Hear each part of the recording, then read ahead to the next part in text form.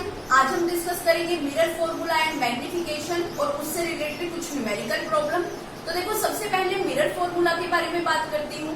तो देखो, focal length, object distance and image distance के बीच के रिलेशनशिप को आप क्या बोलते हो? मिरर फॉर्मूला बोलते हो। और मिरर फॉर्मूला होता क्या है? 1/f is equal to 1/u plus 1/v।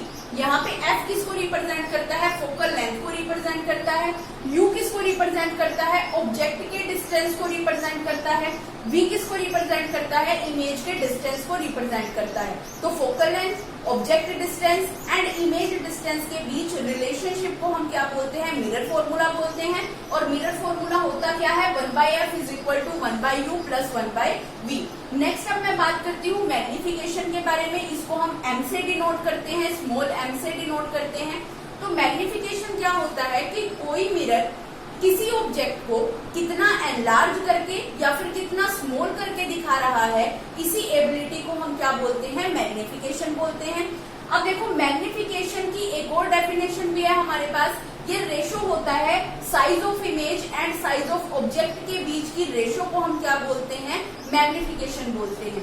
अब देखो, मैग्निफिकेशन को हम रिप्रेजेंट करते हैं m से, स्मॉल m से। मैग्निफिकेशन का फॉर्मूला क्या होता है? Magnification is equal to h dash by h। यहाँ पे h डैश किसको रिप्रेजेंट करता है? साइज ऑफ इमेज की, इमेज का साइज कितना है। और h रिप्रेजेंट करता है साइज ऑफ ऑब्जेक्ट की, ऑब्जेक्ट का साइज कितना है। इन्हीं दोनों की रेशो को हम क्या बोलते हैं? मैग्निफिकेशन बोलते हैं।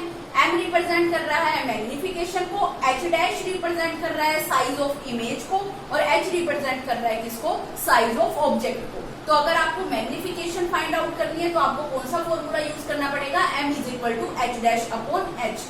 अब देखो, अगर आपके पास h डैश की वैल्यू भी नहीं है, h की वैल्यू भी नहीं है, तब आप मैग्निफिकेशन की वैल्यू कैसे निकालोगे? v और u की फॉर्म में क्या फॉर्मूला होता है मैग्निफिकेशन का? तो मैग्निफिकेशन वैसे तो फॉर्मूला होता है h डैश अपॉन h। यहाँ पे h डैश रिप्रेजेंट करता है साइज ऑफ इमेज को और h रिप्रेजेंट करता है साइज ऑफ ऑब्जेक्ट को। लेकिन v और u की फॉर्म में क्या होता है मैग्निफिकेशन का formula? -v divided by u। तो देखो, मिरर फॉर्मूला होता है 1/f is equal to 1/u plus 1/v। Relationship होता है mirror formula object distance, image distance and focal length के बीच के रिलेशनशिप को मिरर फॉर्मूला कहते हैं। मैग्निफिकेशन क्या है?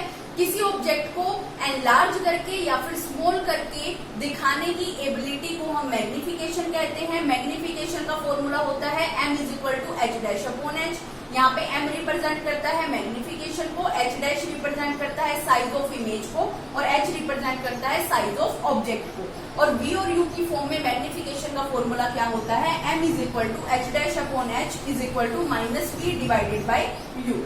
अब देखो, यहाँ पर अगर आपको मान लो ऑब्जेक्ट का डिस्टेंस या कह लो ऑब्जेक्ट का साइज पता है, इट मीन्स h की वैल्यू आपको गिवन है, v आप कैलकुलेट कर चुके हो, u की वैल्यू मीन्स ऑब्जेक्ट का डिस्टेंस ये भी आपको गिवन है, तो आप इमेज का साइज कैलकुलेट कर सकते हो।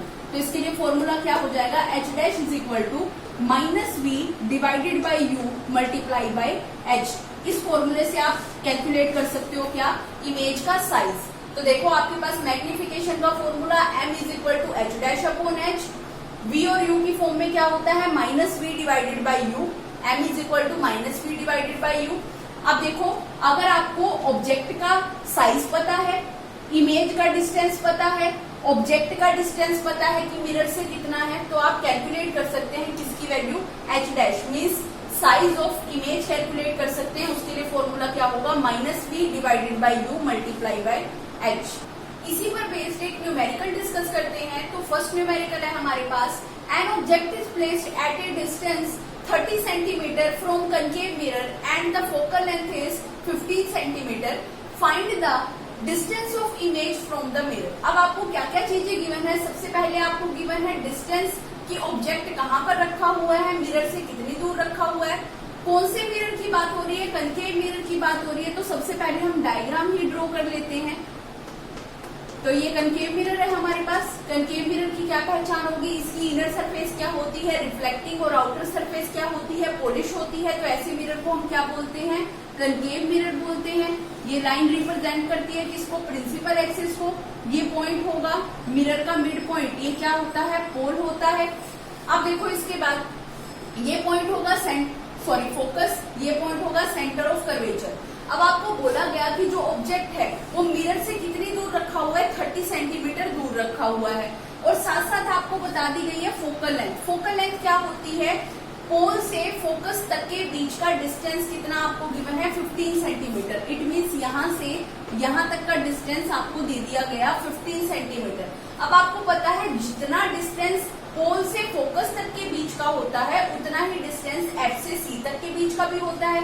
इट मीन्स ये वाला डिस्टेंस भी कितना हो जाएगा, 15 सेंटीमीटर हो जाएगा। अब देखो ऑब्जेक्ट को कहाँ पर रखा गया, ऑब्जेक्ट को रखा गया मिरर से 30 सेंटीमीटर दूर। अगर हम मिरर से 30 सेंटीमीटर दूर, यहाँ से यहाँ तक का डिस्टेंस 15, यहाँ से यहाँ तक का डिस्टेंस कितना 15, इट मीन्स जो ऑब्जेक्ट होगा उसको कहाँ पर रखा गया है, उसको C पॉइंट पर मीन्स सेंटर ऑफ कर्वेचर पर रखा गया है। अब आपको ये बताना है कि अब इमेज कहाँ पर बनेगी।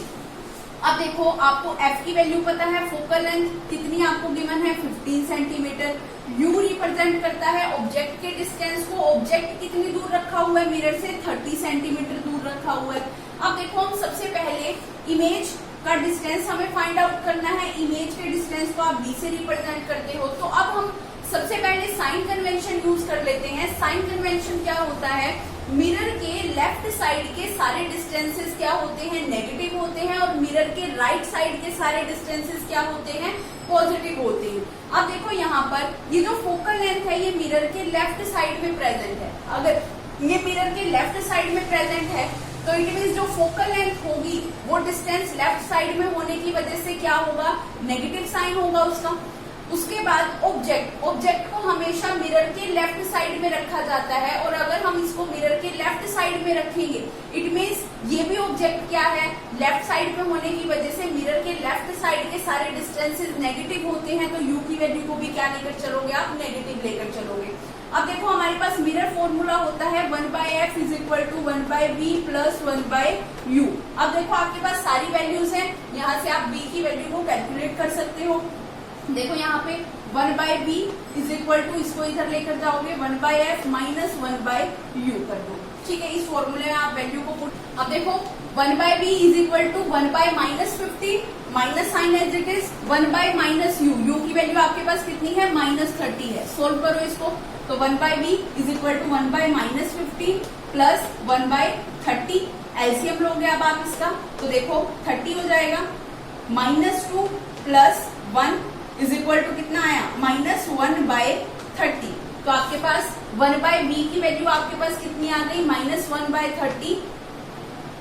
और अगर आप यहाँ से b की वैल्यू को कैलकुलेट करोगे तो आपके पास कितनी आएगी, -30 सेंटीमीटर। तो आपके पास v की वैल्यू कितनी आ गई है, -30 सेंटीमीटर की जो इमेज होगी वो भी कहाँ पर बनेगी, 30 सेंटीमीटर दूर ही बनेगी। अब आपको ये भी पता होगा कि जब हम ऑब्जेक्ट को C पॉइंट पे it mean centre of curvature पर रखते हैं तो जो इमेज बनती है वो भी कहाँ पर बनती है, सेंटर ऑफ कर्वेचर पर ही बनती है।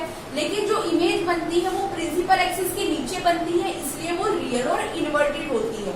और आपको ये भी पता है कि मिरर के लेफ्ट साइड के सारे डिस्टेंसेस क्या होते हैं, नेगेटिव होते हैं।